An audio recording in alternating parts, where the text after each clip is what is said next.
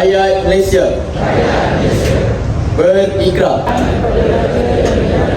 keluhuran perlembagaan kedaulatan. Pun pada hari ini bagi menyatakan kesyukuran di atas penggunaanmu yang Untuk makluman hadirin, isu keselamatan murid khususnya dalam kes yang melibatkan salah laku buli dan gangguan seksual semakin meningkat saban tahun. Hal yang sama juga berlaku melibatkan kes kehadiran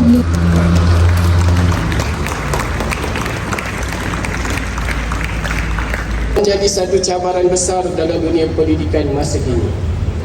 Buli bukan sahaja berlaku secara fizikal, malah turut berlaku dalam bentuk verbal, emosi dan juga melalui media sosial atau dikenali sebagai cyberbullying.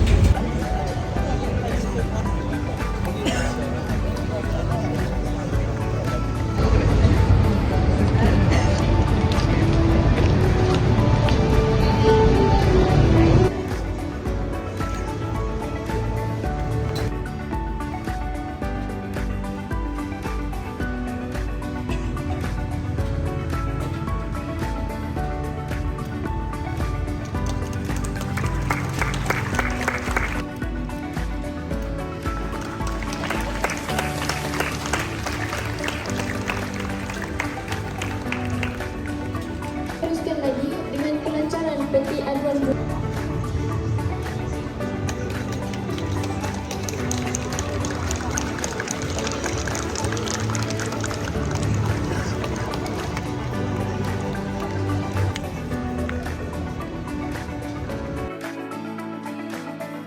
Bahasanya kami murid-murid SMK Seri Selayar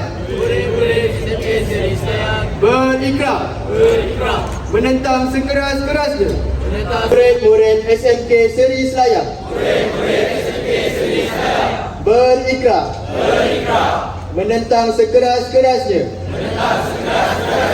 perbuatan buli dan gangguan seksual dan azam dengan sedaya upaya kami berakhlak dan mengamalkan cara hidup yang sihat.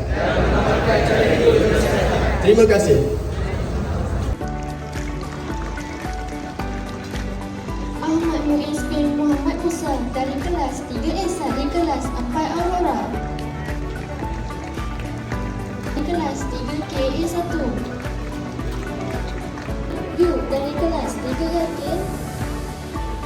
Baik Osman merupakan pendidikan khas, barisan guru mata pelajaran, barisan kaunselor, barisan guru-guru yang berdedikasi, dan seterusnya anak-anak murid yang cikgu kasihi sekalian. Ya, tersebut dilaksanakan. Kemudian yang red zone-nya apabila 37 darjah Celsius berturut-turut 3 hari, seperti yang berlaku di sekolah di Kedah, maka